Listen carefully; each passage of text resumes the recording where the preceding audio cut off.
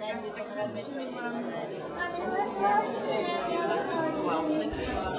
today's an example of a collection with the seats in it, and then you know how to view the slideshow and all this.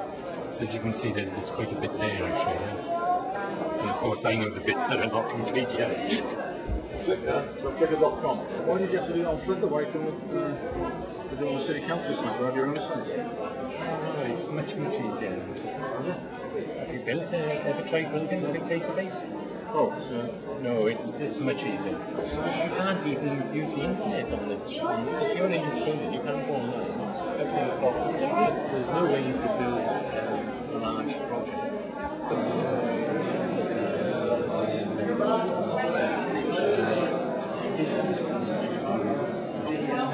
And then we can send it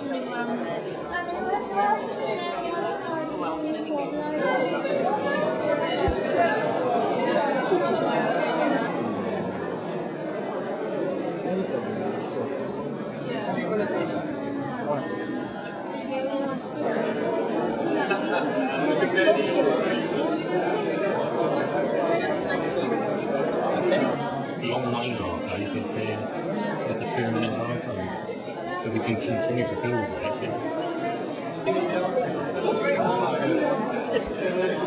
and Jessica, I'm going to stay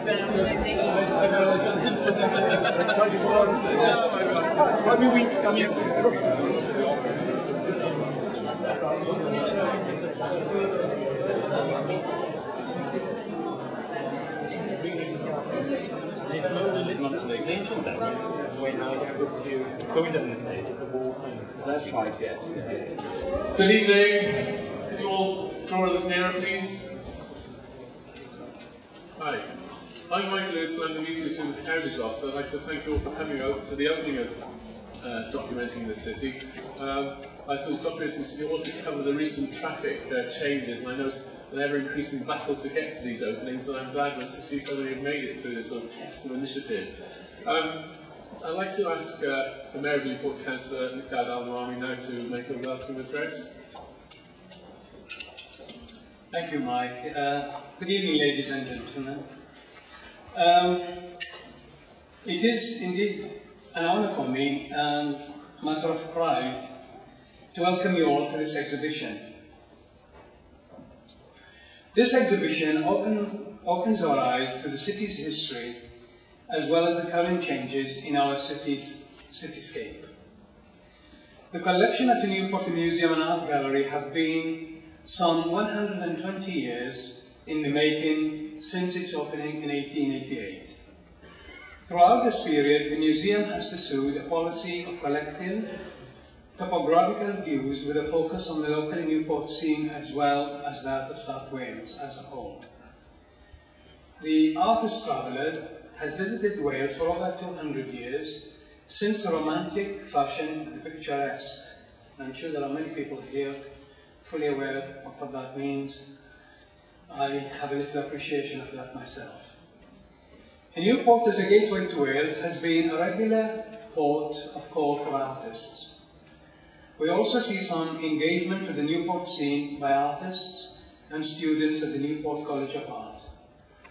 This exhibition provides a unique opportunity to bring together the best of these artworks, and the result is perhaps a new sense of awareness of the Newport scene.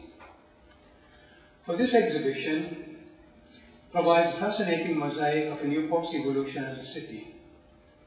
From the sleepy Newport-on-Usk town of the 1800s, whose main visual interest was the picturesque scene of the castle's ruins on the banks of the River Usk, to the industrial city of the Victorian period, epitomized by James Flewitt Mallock's view of Newport from Christchurch Hill, with the Great Western Railway train snaking its way across the new urban landscape.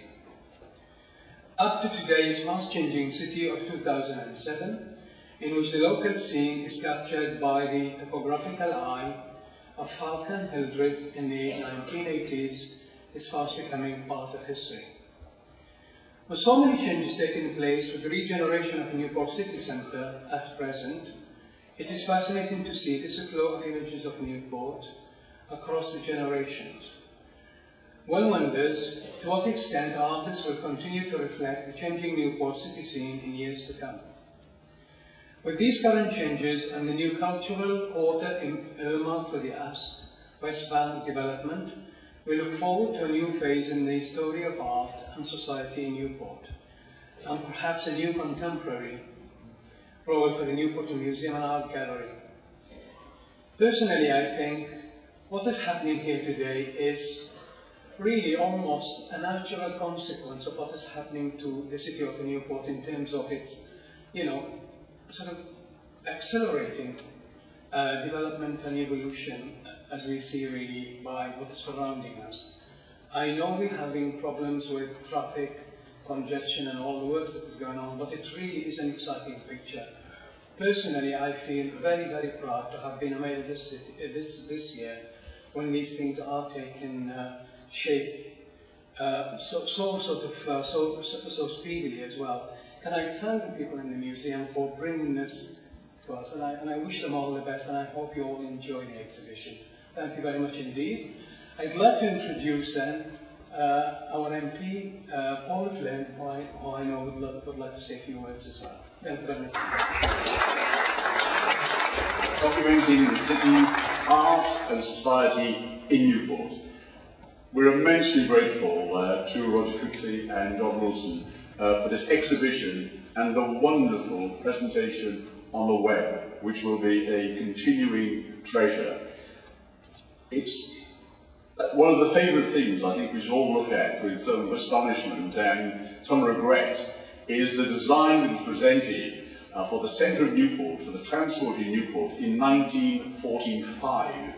Very similar to what Newport Unlimited are presenting now, with a bus station over the railway station. But I think what we'll look at with regret is the fact that in that original design was incorporated the Lyceum, which in that time, in 1945, was appreciated, now is appreciated, but at the time of the barbaric 60s wasn't. And we're seeing the city of Newport as it is, as it might have been, and as it was. It's not to think that one would look with perhaps sentimental regret at a picture of the steelworks, because the picture is a part of the steelworks that's now gone. But we're seeing, documented here, in these wonderful pictures and these great images, the life of the city of Newport and the town of Newport going back over 2 centuries. And this great metamorphosis that is taking place now is one of excitement. And when we hear the critics, who haven't got every new building at the riverfront and the bridge, and recall, and I read this on the website today, that in 1963 there was a vote in Newport about whether the civic centre should be completed with a clock tower. That was what the architect intended. And the vote of Newportonians, who don't change, I'm afraid, in this rather bleak view of the future, was 40-1 against spending the enormous sum of £190,000 on such a device. In fact, one of the leader of the, you happen to be conservative, but the leader, Mr. Dolman, remember this time, Alderman Dolman, had an alternative plan, which was to use that same amount of money to buy a gold watch for everyone living in the area around the civic centre, in order that they could tell the time rather than build the clock tower. So that was part of the history of the town. But having gone onto this website today, and learning things that I didn't know about the city. I mean, I didn't realise that in 1901, the last well in Newport was closed down in Baineswell because it was clogged with dead rats, an understandable reason for closing it down. I mean, how many of us knew that there was a decision not to build council estates in Ringland and Allway in 1927? And in the same year, a decision was taken also not to build a cathedral at Basley, because the cost of £200,000 was too high. And there are all these nuggets of facts about our city that those of us who love it and who we know about it haven't come across. And I would urge everyone to get onto that website, and for the first time ever, we could see this cornucopia of treasures available to us. And not just available to us here, but rather than being stuck in a storeroom somewhere here, and they're available to everyone. I was in Mount Pleasant School this morning, a very exhilarating experience, like all our schools in the city, all wonderfully, generously endowed with computers. And the children there are perceptive and curious, and this is all available to them. The words and the images, which are also available at the other end of the age spectrum. There's one in Pantycelyn Residential Home in Newport. There are 8-year-olds and 90-year-old silver surfers who are surfing the web. And for all those who have difficulties with mobility, the infirm, those who can't get about, they can sit there in their chairs at home and journey through these great acres of the history of this city. This is a marvellous innovation. And I feel thrilled to be here to see this and to realise how the museum and the art gallery that served us so well for many years is recording the link that this city has had, and it's a very powerful link with the art institutions in the town. It's not just Tom Rathwell who was recording so much of the town, and in fact won the 3rd prize for paintings, I understand, of the Lyceum when it was decided to demolish it. But others, that link with the art institutions, and the documentary photography one is one that's a powerful one and of great value to the city. But what we're seeing here is a declaration of our self-confidence as a new city and our pride in the robust, gritty history of how it's come to be what it is now. It's marvellous that this has taken place, and could I thank everybody for this and look forward to new investment in the site and in this collection. Something novel, something innovative is happening here tonight, and we all ought to be thrilled by it. Thank you.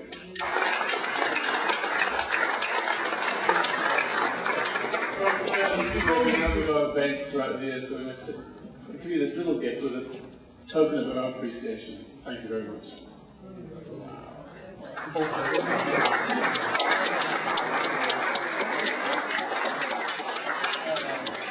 Thank you very much indeed. That's great.